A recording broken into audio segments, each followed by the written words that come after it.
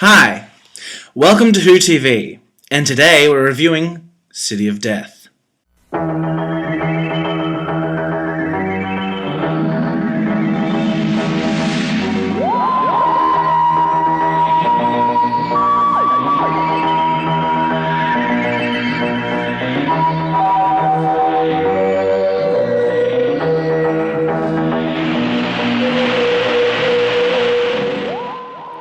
By David Agnew, Part 1.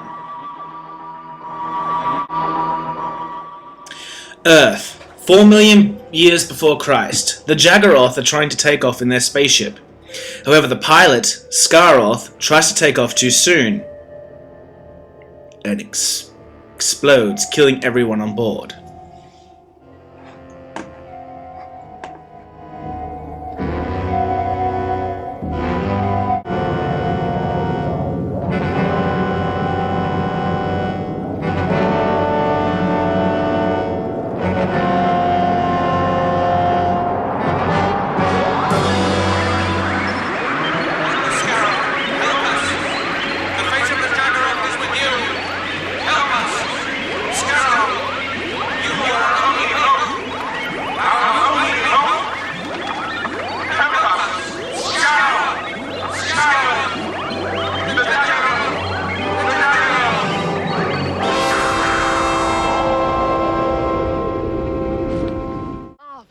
Cut forward 400 million years to where the Doctor and Romana too are currently enjoying a holiday on Earth in Paris, 1979.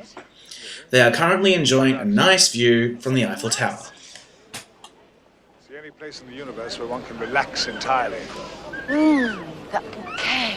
What Paris has, it has an ethos, a life. It has A bouquet? a spirit all of its own. Like a wine, it has A bouquet. a bouquet. I'd be delighted. Shall we take the lift or fly? Let's not be ostentatious. All right, let's fly then. That would look silly. We'll take the lift. Come on. So the Doctor and Romana decide to travel via train to this famous place that the Doctor enjoys having lunch at. Meanwhile, they enjoy the luscious Paris scenery and enjoy a good chat along the way. We're going to lunch. I know a little place that has a wonderful bouillabaisse. Do you like bouillabaisse? Bouillabaisse, yum yum.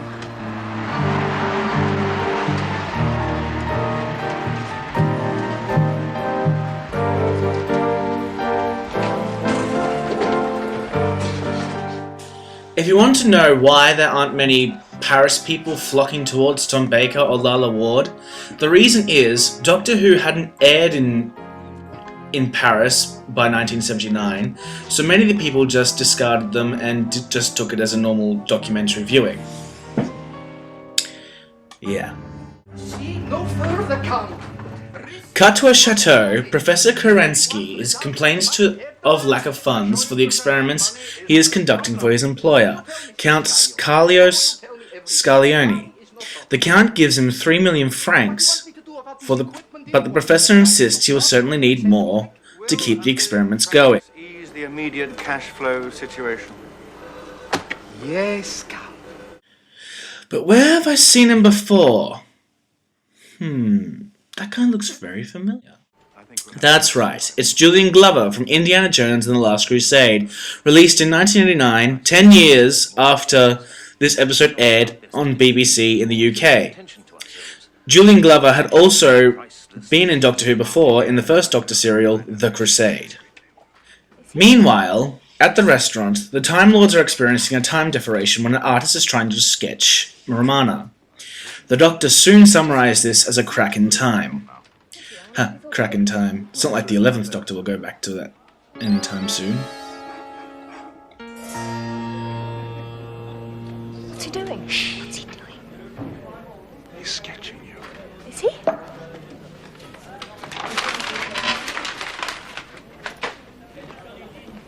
I told him not to look. I just wanted to see. It's too late. He's gone now. Pity, I wonder what he thought I looked like. Well, they threw it down there. Let's have a look. What's going on? I don't know. It was as if time Time jumped a groove for a second. They examine the sketch and see that instead of Romana's face, there is a clock face with a crack in it, almost like a crack in time.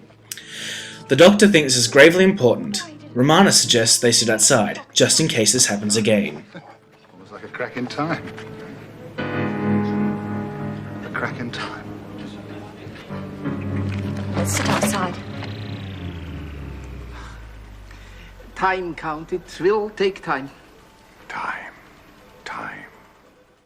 Back at the chateau, Scarlione is impressed by the professor's demonstration, though it is heavily flawed.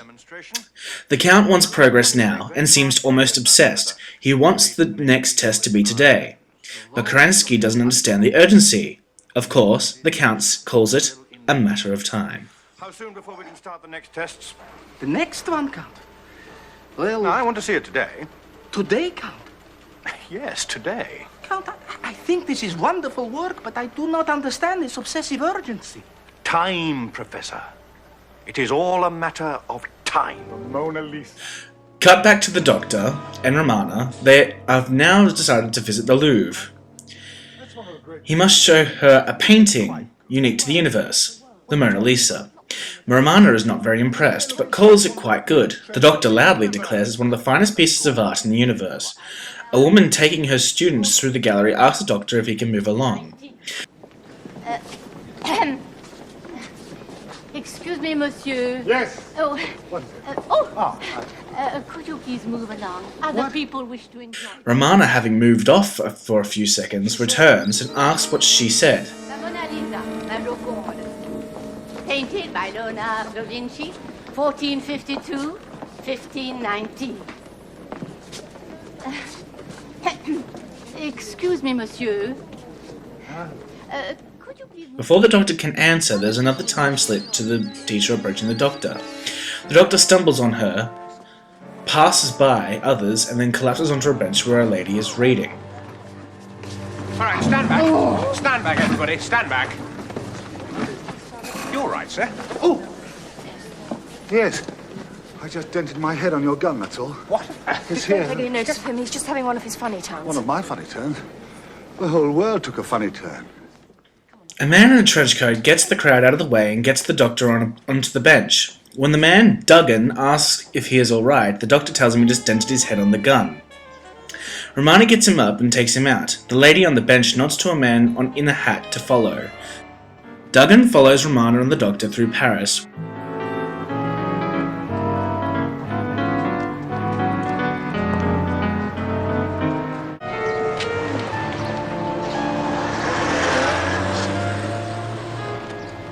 Doctor, you realise we're being followed? Yes, all the way from the Louvre by that idiot with the gun. Oh, you did notice. Well, of course I noticed. Well, what do you think he wants? Look in your pocket. Other pocket. What's this? The woman I bumped into was wearing it. You stole it from her. Look at it. It's a micromeson scanner. That's right.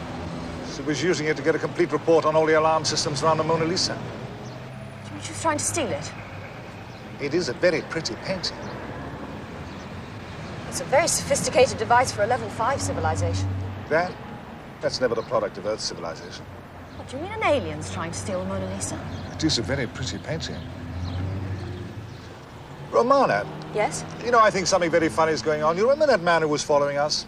Well, he's standing behind me, poking a gun in my back. All right, you two. Into the cafe. 3 glasses of water. Make them doubles.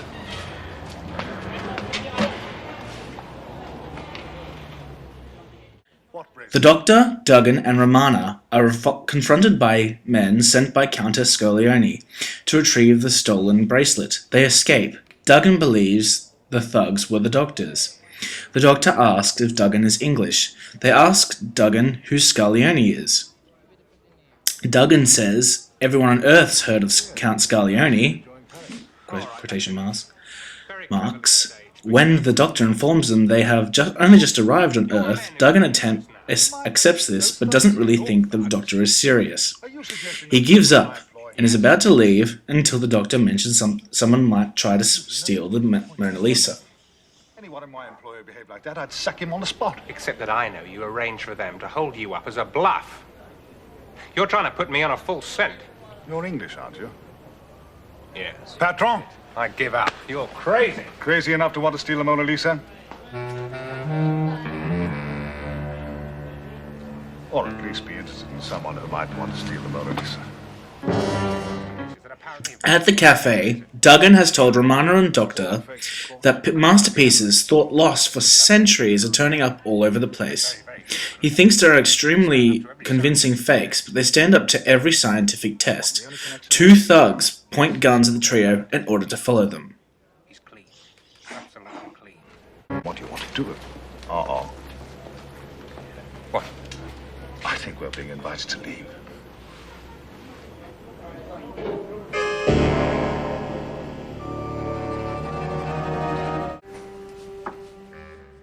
Meanwhile, the Countess, the wife of Scarlione, is looking for him.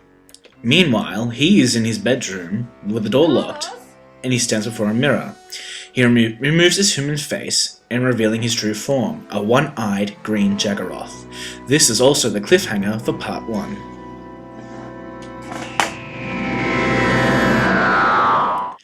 And I'm afraid we've come to the end of WHOTV for this week. Tune in next week, next Monday, if I'm correct, where we will be reviewing part 2 of The City of Death. Thank you, and have a good week.